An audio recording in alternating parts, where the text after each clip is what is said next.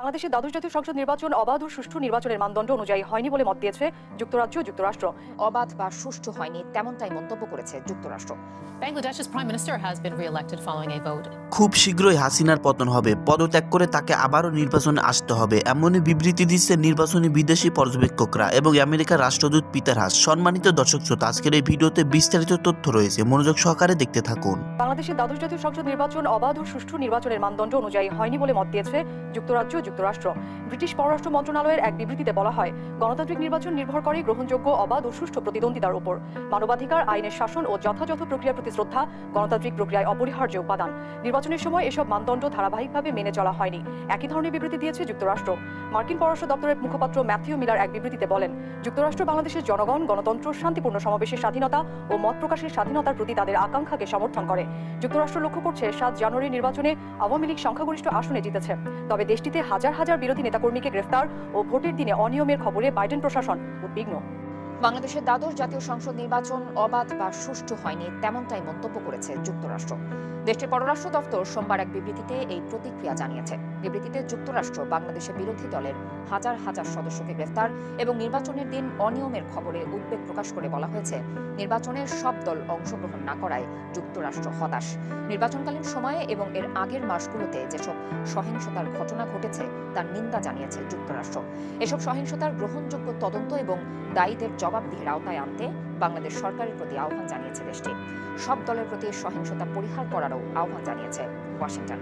রোববার অনুষ্ঠিত দ্বাদশ জাতীয় সংসদ নির্বাচনের পর একটি বিবৃতি দিয়েছেন জাতিসংঘের মানবাধিকার বিষয়ক হাই কমিশনার ফলকার তুর্ক। বিবৃতিতে ফলকার তুর্ক সদ্য নির্বাচিত সরকারের প্রতি গণতন্ত্র, মানবাধিকার, বিরোধীদের গ্রেপ্তার, অন্তর্ভুক্তিমূলক গণতন্ত্র সহ নানা বিষয় উল্লেখ করেছেন। সোমবার দেওয়া বিবৃতিতে সদ্য নির্বাচিত সরকারের প্রতি গণতন্ত্র ও মানবাধিকারের বিষয়ে দেশের যে অঙ্গীকার তা ফিরিয়ে আনতে পদক্ষেপ নেওয়ার আহ্বান জানানো হয়েছে। বিবৃতিতে অন্যান্য বক্তব্যের পাশাপাশি জাতিসংঘের মানবাধিকার বিষয়ক হাই কমিশনার বলেন, আমি সরকারের প্রতি বাংলাদেশের সব নাগরিকের মানবাধিকার যেন সম্পূর্ণভাবে বিবেচনায় নেওয়া হয় তা নিশ্চিত করা এবং দেশে একটি সত্যিকার অন্তর্ভুক্তিমূলক গণতান্ত্রিক প্রক্রিয়ার জন্য আবশ্যক শর্তগুলো জোরদারের পদক্ষেপ গ্রহণের জন্য অনুরোধ করছি। তুর্কের বিবৃতিতে বলা হয়, দেশের প্রধান বিরোধী দল বাংলাদেশের জাতীয়তাবাদী দল বিএনপি নির্বাচন বর্জন করে। অগ্নিসন্ত্রাসের মতো রাজনৈতিক সহিংসতামূলক কর্মকাণ্ড ঘটেছে বলেও খবর রয়েছে। বিরোধীরা অগ্নিসন্ত্রাস চালিয়েছে বলে অভিযোগ রয়েছে। ফলকার তুর্ক বলেছেন, এইসব ঘটনার স্বাধীন তদন্ত হতে হবে এবং দায়ী ব্যক্তিদের স্বচ্ছ ও ন্যায়পরায়ণ বিচার প্রক্রিয়ার মাধ্যমে বিচারের মুখোমুখি করতে হবে। নির্বাচনের প্রচার ও ভোটের দিন বিধি লঙ্ঘন ও সব অনিয়মেরও পুঙ্খানুপুঙ্খ ও কার্যকর তদন্ত হতে হবে। জাতিসংঘের মানবাধিকার বিষয়ক হাই কমিশনার বলেন, বাংলাদেশে অনেক ত্যাগের বিনিময়ে গণতন্ত্র অর্জিত হয়েছে এবং সেটা যেন এখন লোক দেখানো হয়ে না পড়ে। বাংলাদেশ উন্নয়নের ক্ষেত্রে রোল মডেল হিসেবে আবির্ভূত হয়েছে উল্লেখ করে তিনি বলেন, আমি আন্তরিকভাবে আশা করি দেশের রাজনৈতিক ও প্রাতিষ্ঠানিক পর্যায়েও এটার প্রতিফলন ঘটবে। বাংলাদেশের সব মানুষের ভবিষ্যৎ এখন ঝুঁকির মুখে বলেও শঙ্কা প্রকাশ করেন তিনি।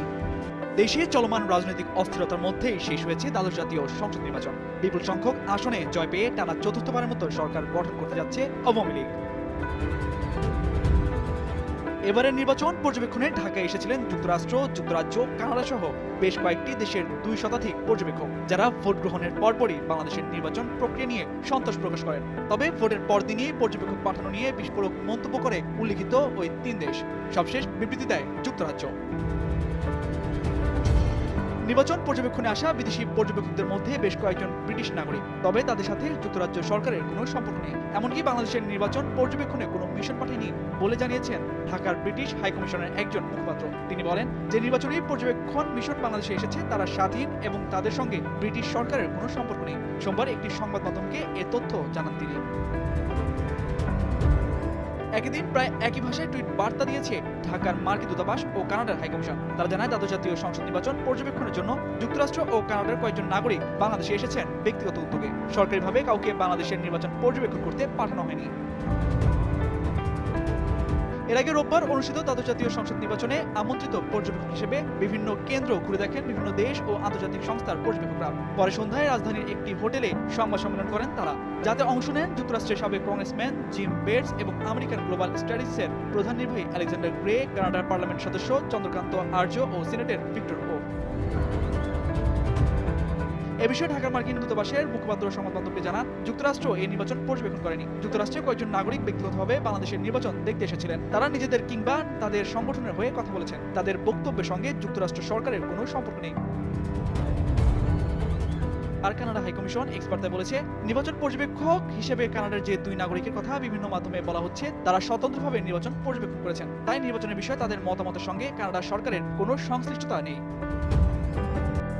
Bangladesh's prime minister has been re-elected following a vote the country's opposition branded a sham.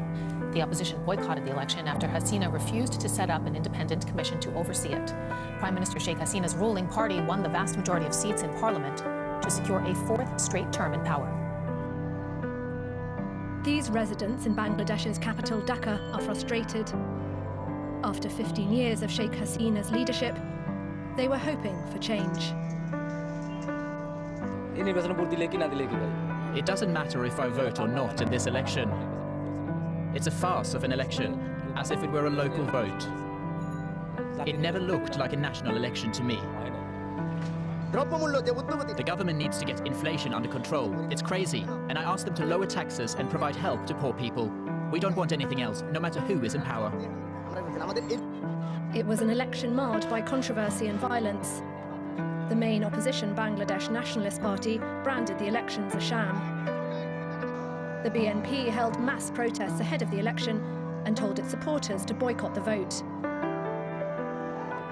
They insist that Hasina's crackdown on political rivals ensured that her re-election was a foregone conclusion.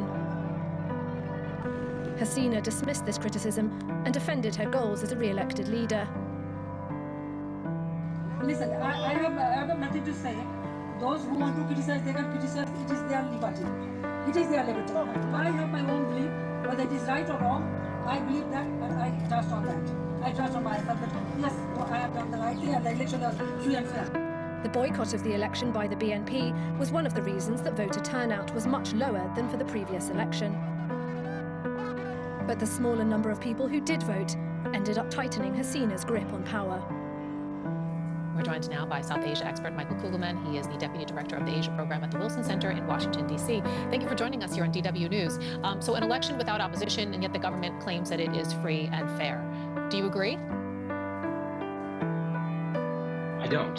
By definition, it's very hard to have a fair election when the main opposition party does not participate. And, you look at who was participating in this election, besides the ruling party, there was one other প্রিয় দর্শক শ্রোতা, বিস্তারিত ভিডিওতে দেখতে পারলেন নির্বাচনী পর্যবেক্ষকরা vote চুরি করা নিয়ে এসব কি মন্তব্য করছেন এবং হাসিনার পতন খুব শীঘ্রই হতে চলেছে। এই বিষয়ে আপনাদের ব্যক্তিগত মতামত ভিডিওর কমেন্ট বক্সে অবশ্যই জানিয়ে দিবেন।